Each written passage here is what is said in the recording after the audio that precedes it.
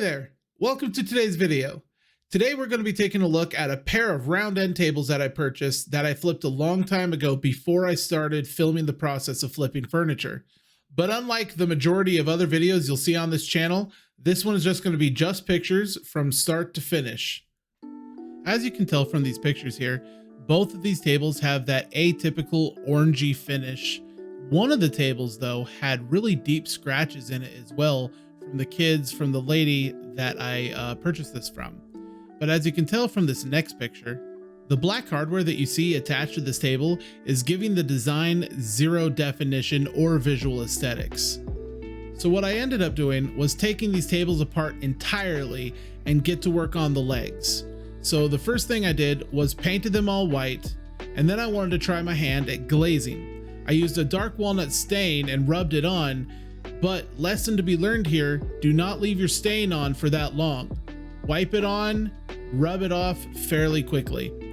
But from there, I let them dry, and I had to re-wipe them a little bit later because the stain is a liquid stain, not necessarily a gel-based stain, and so it got a little bit runny, so I just had to come back and wipe it just a touch more. While those legs were drying, I started working on the hardware. The first thing I did was I touched up the black paint with Rust-Oleum's Hammered Black. After that dried, I started using Dixie Belle's Gold Gilding Wax to highlight the different aesthetic parts of the hardware. Using the wax was occasionally difficult because it would smudge in areas I didn't necessarily want it in, as you can see right here. So as I went, I had to clean up the smudge spots, make sure that it didn't affect the paint underneath, and continue on. Once everything was dry, I had to put it back together and start attacking these tables. I tried using a liquid paint and stain remover, but that didn't work too well. So what I ended up having to do is sand it down the good old-fashioned way. Once that was done, it was time for some stain. So I started off using dark walnut, as you see here, and I didn't quite feel too great about it. It looked great, but I felt it could be better.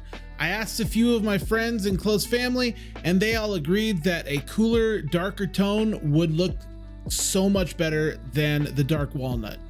So I went back and put on some ebony stain instead, and man, did it look better.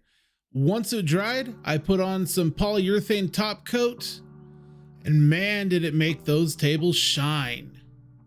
I actually really loved how it reflected off my tree. And look at that hardware now. It pops so much better. Just to remind you how they looked before we started working on the tables, and how they looked once they were done, staged, and gorgeous. Hey there, I really hope you enjoyed that makeover. If you haven't yet, be sure to subscribe for more videos and hit that notification bell so you're notified anytime a new video comes out. If you're looking for more flips like this, be sure to click on one of these videos right here. And as always, have an amazing day.